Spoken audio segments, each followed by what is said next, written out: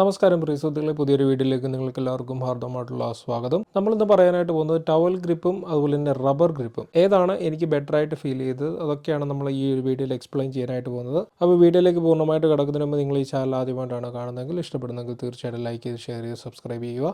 കാണുന്നവരെ ഈ വീഡിയോ ഒന്ന് ലൈക്ക് ചെയ്ത് സപ്പോർട്ട് ചെയ്യുക. അപ്പോൾ ആദ്യമായിട്ട് മെറ്റീരിയലിനെ കുറിച്ച് സംസാരിക്കാം. പോളിയൂറതീൻ എന്ന് പറയുന്ന പ്ലാസ്റ്റിക് മെറ്റീരിയൽ കൊണ്ടാണ് റബ്ബർ ഗ്രിപ്പ് ഉണ്ടാക്കുന്നത്.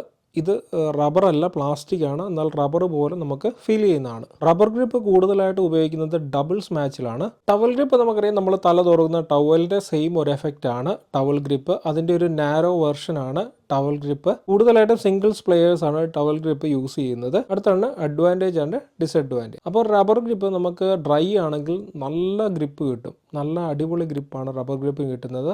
ഔട്ട്ഡോർ ഒക്കെ കളിക്കുന്നവരാണെങ്കിൽ, ഹ്യൂമിഡ് ആയിട്ടുള്ള ഏരിയയിലൊക്കെ ആണെങ്കിൽ തീർച്ചയായിട്ടും റബ്ബർ ഗ്രിപ്പ് സ്ലിപ്പറി ആയിരിക്കും. Rubber grip soft spongy feel ആണ് റബ്ബർ ഗ്രിപ്പിനുള്ളത്. തിന്നറുമാണ്, ഫ്ലെക്സിബിളുമാണ് റബ്ബർ ഗ്രിപ്പ്. ഡിസഡ്വാൻറ്റേജ് പറഞ്ഞു കഴിഞ്ഞാൽ, സ്വെറ്റിയർ കണ്ടീഷനിലാണെങ്കിൽ റബ്ബർ ഗ്രിപ്പ് സ്യൂട്ടബിൾ അല്ല, ഈസി ആയിട്ട് തെന്നും. ഇനിയും അടുത്ത് ടവൽ ഗ്രിപ്പ്, അതിൻ്റെ അഡ്വാൻറ്റേജ് നമുക്ക് നോക്കാം. അതിൻ്റെ മെയിൻ അഡ്വാൻറ്റേജ് പറയുന്നത് മോയ്സ്ചർ അബ്സോർവ് ചെയ്യാനുള്ള കേപ്പബിലിറ്റിയാണ്. എളുപ്പം മോയ്സ്ചർ അബ്സോർബ് ചെയ്യും. സ്വെറ്റിയർ കണ്ടീഷനിലാണെങ്കിൽ പോലും റബ്ബർ ഗ്രിപ്പിനെ അപേക്ഷിച്ച് ടവൽ ഗ്രിപ്പാണ് കുറച്ചുകൂടെ നല്ലത്. ഡിസഡ്വാൻറ്റേജ് പറയാം, ഇത് കുറച്ച് തിക്കാണ്. അതുപോലെ തന്നെ സ്ട്രെച്ചി അല്ല സാധനം. ഒരു പീരീഡ് കഴിഞ്ഞ് കഴിഞ്ഞാൽ ഇത് സ്മെൽ എടുക്കാനായിട്ട് തുടങ്ങും. ഇനിയും എത്ര നാൾ നിൽക്കും, ഡ്യൂറബിലിറ്റി ഒന്ന് നമുക്ക് നോക്കാം. രണ്ടിൻ്റെയും ഡ്യൂറബിലിറ്റി കണക്കാക്കുന്നത് നിങ്ങൾ എത്ര കളിക്കുന്നു എന്ന് അപേക്ഷിച്ചാണ്. ഇപ്പം എല്ലാ ദിവസവും കളിക്കുന്നവരാണെങ്കിൽ ഷോർട്ട് പീരീഡിൽ നിങ്ങളുടെ ഗ്രിപ്പ് മാറ്റേണ്ടതായിട്ട് വരും. പിക്ചറിൽ കാണിച്ചിരിക്കുന്ന പോലെ ഈ ഒരു കണ്ടീഷനിലൊക്കെ എത്തിക്കഴിഞ്ഞാൽ നമുക്ക് റബ്ബർ ഗ്രിപ്പ് മാറേണ്ടതായിട്ടുണ്ട്. ടവൽ ഗ്രിപ്പ് നമ്മൾ യൂസ് ചെയ്യും തോറും എത്രയും നാൾ ഉപയോഗിക്കുന്നു അത്രയും നാൾ ഇത് റഫ് ആയിക്കൊണ്ടേയിരിക്കും. ഇനി രണ്ടിൻ്റെ കോസ്റ്റിനെ പറ്റി സംസാരിക്കാം. റബ്ബർ ഗ്രിപ്പ് നമുക്കൊരു 5 എണ്ണത്തിനൊക്കെ ഏകദേശം 400-450 ആ റേഞ്ചൊക്കെ ആകത്തുള്ളൂ. എന്നാൽ ടവൽ ഗ്രിപ്പിന് ഒരു 5 എണ്ണത്തിനൊക്കെ ഏകദേശം 600 രൂപ 650 ആവും.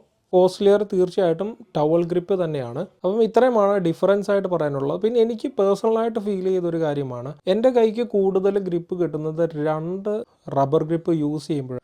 എന്നാൽ ടവൽ ഗ്രിപ്പ് ഒരെണ്ണം യൂസ് ചെയ്യുമ്പോൾ ആ ഒരു പ്രോപ്പർ ഗ്രിപ്പ് ലഭിക്കുന്നുണ്ട്. പേഴ്സണലായിട്ട് എനിക്ക് കൂടുതലായിട്ട് ഇഷ്ടപ്പെട്ടത് ടവൽ ഗ്രിപ്പ് തന്നെയാണ്. ഞാൻ സിംഗിൾസ് കൂടുതലായിട്ട് ഇഷ്ടപ്പെടുന്ന ഒരു വ്യക്തിയായിരുന്നു. സോ എനിക്ക് ടവൽ ഗ്രിപ്പാണ് കൂടുതലായിട്ട് ഇഷ്ടപ്പെട്ടത്. അപ്പോൾ നിങ്ങൾക്ക് ഏത് ഗ്രിപ്പാണ് സ്യൂട്ടബിൾ ആയിട്ടുള്ളതെന്ന് താഴെ കമൻറ്റ് ചെയ്യുക. ഇത്രയുള്ള വീഡിയോയെക്കുറിച്ച് മറ്റൊരു വീഡിയോയുമായി നല്ലൊരു അറിവുമായി നിങ്ങളുടെ മുമ്പിൽ വരുന്നവരെ തൽക്കാലത്തിന് ഇവിടെ പറയുന്നു.